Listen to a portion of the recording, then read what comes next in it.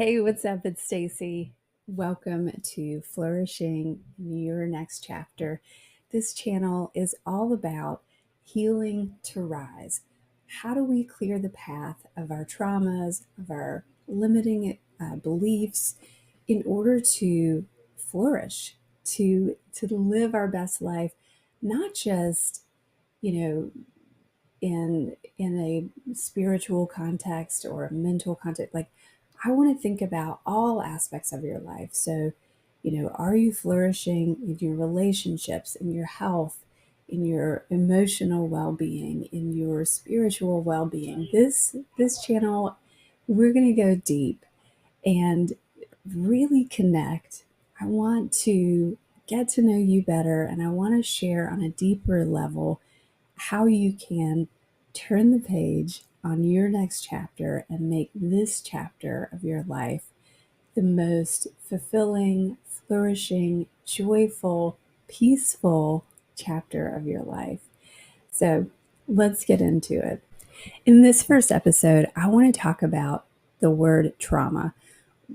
Certainly, you've heard of this. It's kind of a buzzword right now, it's going around everywhere.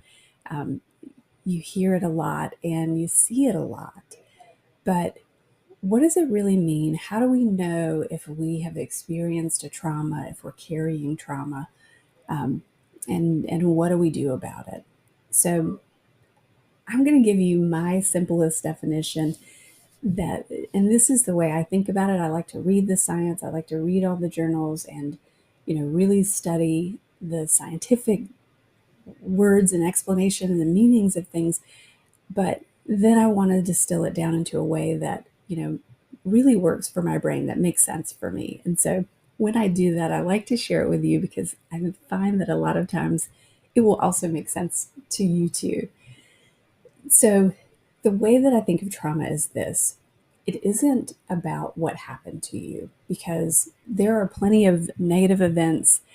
And, we know this from what we've learned about PTSD, right? Two people can go off to war, both of them come back. One suffers from post-traumatic stress disorder, and the other one doesn't. So why is that? What does it mean? If it's the same situation, why does somebody experience it differently? And really, the answer to that is in the definition of trauma. Trauma is really, to me, just describing how a negative event was stored. So a typical memory, good or bad or indifferent, right, neutral, will be stored in your brain. And so when you think of it again, you might think back and say, boy, that was, that wasn't such a great time, or that was a bad event, or that was a hard time that I went through. But it is kept in your brain in a similar way to all of your other memories. When something becomes a trauma or a traumatic memory, it's stored differently. So rather than being stored in our brain, it's stored in our body. There's a book pretty famous now called The Body Keeps the Score by Dr. Bessel van der Kolk.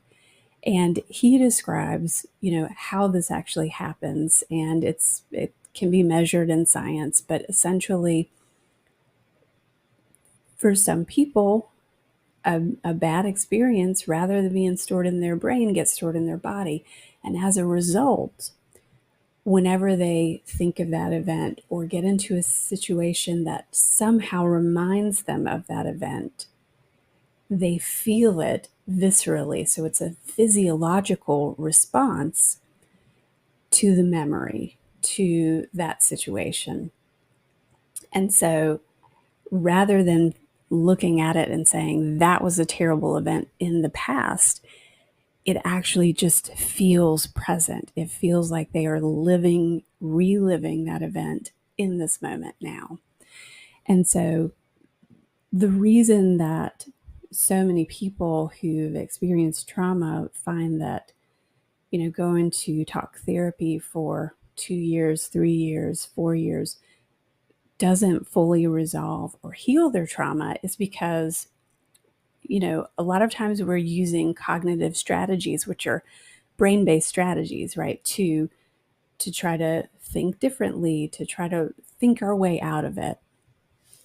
When we do that, we're not healing the source, right? It's actually stored in our body, and so we want to reprocess that memory in a way that's going to allow us to store it in our brain and actually use those cognitive strategies to move forward. One of the ways that we do that is a practice called EMDR, which stands for eye movement desensitization and reprocessing. We can dive into that a lot deeper later, but for this episode, just to give you the brief idea of how it works, is it uses alternating bilateral stimulation, which puts your brain into a state similar to REM sleep, which is when we're processing memories and information at night when we're sleeping. We can put our brain into that state using this bilateral stimulation, and then when we revisit the traumatic event, we can move it from our body into our brain, and it's just reprocessing how we store it, how we look back at that information. And that is what gives us that healing and that freedom to move forward. So it's a really beautiful practice. It's a really beautiful process. And, to be clear, talk therapy is amazing and has done so much for a lot of people. So I would never knock that. I would never say, don't ever do that. That's not the way to go. It just may be that in addition to that, you might need EMDR or, another way to reprocess that trauma. So that's the basics of it, and, whenever we are thinking about, the people that we love around us and how do we become a better wife, or how do we, succeed more in our business? How do we, be the best mom or dad that we can be? And the simplest answer to that is not about doing more, but it's about healing more so that you can be more present.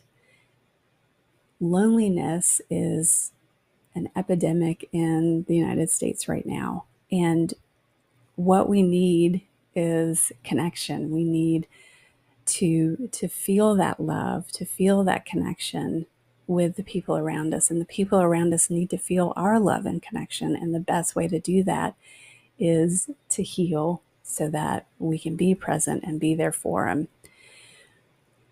When we think about trauma, when we talk about how that affects someone in their daily life, what I hear from people is, I've tried really hard to think my way out of it. I'm, kind of just faking it in front of my friends and family, pretending things are fine, but on the inside, I'm a mess.